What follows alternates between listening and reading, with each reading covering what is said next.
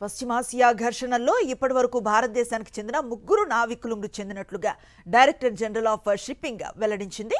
Oman తీర ప్రాంతాల్లో ఉన్న పలు వాణిజ్య నౌకలపై ఇరాన్ చేసిన దాడుల్లో 3 భారతీయులు మృతి చెందగా మరొకరు తీవ్రంగా గాయపడ్డట్లుగా తెలిపింది.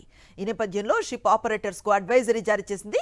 గల్ఫ్ ఆఫ్ ఒమన్, హార్ముజ్ జలసంధి, పర్షియన్ గల్ఫ్లలో పరిస్థితులను గమనిస్తున్నామని పేర్కొంది. ఆయా ప్రాంతాల్లో క్షిపణి, డ్రోన్ కార్యకలాపాలకు సమస్యలు ఉన్నట్లుగా గుర్తించామని తెలిపింది. షిప్ ఆపరేటర్లు భద్రతలను ఖచ్చితంగా దృష్టిలో ఉంచుకోవాలని, అనుమానాస్పద కార్యకలాపాలపై వెంటనే రిపోర్ట్ చేయాలని సూచించారు. మరోవైపు ఇరాన్లో చిక్కుకున్న భారతీయ విద్యార్థులకు కేంద్రం అండగా నిలిచింది. టెహ్రాన్లో నివసిస్తున్న ఇండియన్ స్టూడెంట్స్ ను సిటీ వెలుపలకు తరలించింది. దాదాపు మెజారిటీ విద్యార్థులను సురక్షిత ప్రదేశాలకు తరలించినట్లుగా ఇరాన్లో భారత దౌత్య కార్యాలయం వెల్లడించింది. వారి రవాణా సహా అన్ని సౌకర్యాలు దగ్గరుండి పర్యవేక్షించినట్లుగా విదేశాంగ శాఖ అధికారులు వెల్లడించారు. ప్రస్తుతం టెహ్రాన్లో చాలా కొద్ది మంది భారతీయ విద్యార్థులు మాత్రమే ఉన్నారని, వారు ఎంబసీతో టచ్లో ఉన్నట్లుగా తెలిపారు.